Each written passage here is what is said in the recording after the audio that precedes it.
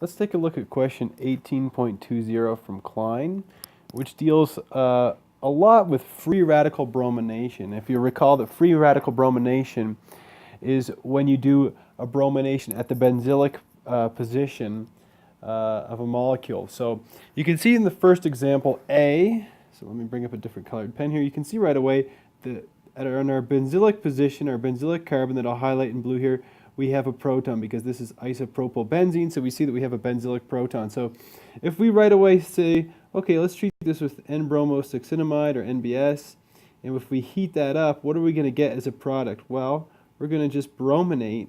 We're going to replace that hydrogen with a bromine atom. So let's draw what we would have here. We're going to replace that with a bromine atom.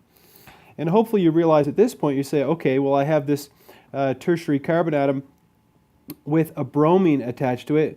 So if I have a tertiary center with a halogen atom on it, I simply know that I can treat that with water, and that is going to proceed via an SN1 type mechanism to give me a tertiary alcohol. So that's going to give me my product directly. So this one's pretty easy. It's only 2 steps.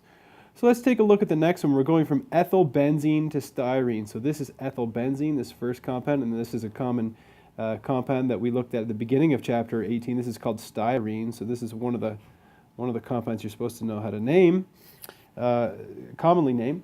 So again, what if we treat this with NBS and heat? Well, we can see obviously that we have 2 benzylic protons in this case. So if we simply treat that with NBS, so that's N-bromosuccinimide, and if we heat that up, we do a free radical bromination, and what do we end up with? Well, let's draw it out here.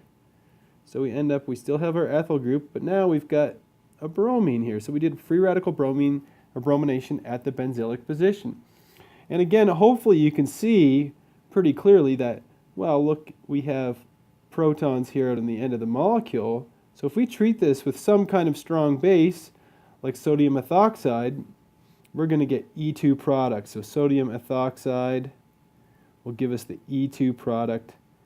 And the reason, and besides E2 processes being favorable, you can see that we go from having something that's unconjugated to generating a conjugated compound, which is styrene. So this is a highly favorable process. So if you take a look at the mechanism of this, just to look at this in greater detail, if you want to practice your mechanisms, which I know everybody likes to practice mechanisms, you think about the ethoxide, what that's going to do is that's going to remove one of these protons, which will regenerate our double bond, and since bromine is a good leaving group, it will go away and it will form styrene.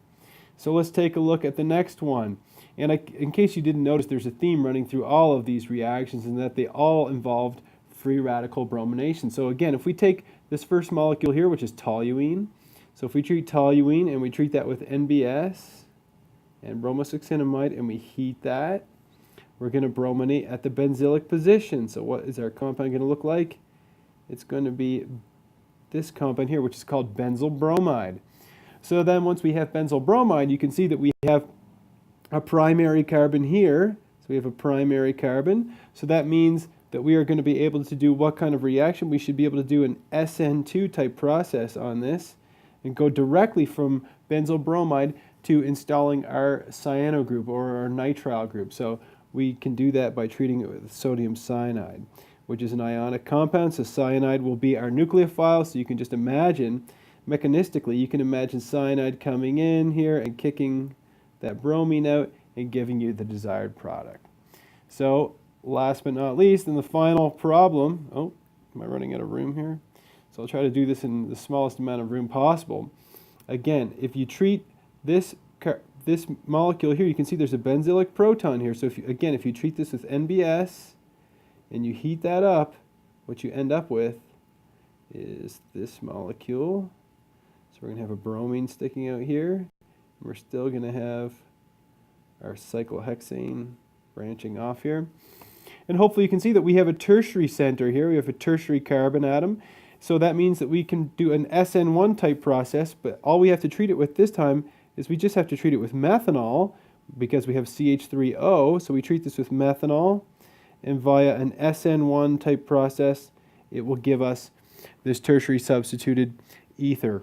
So those are the problems on, that is problem 18.20, and I hope this helps, and I hope this gives you some good practice with benzylic free radical bromination at benzylic carbons.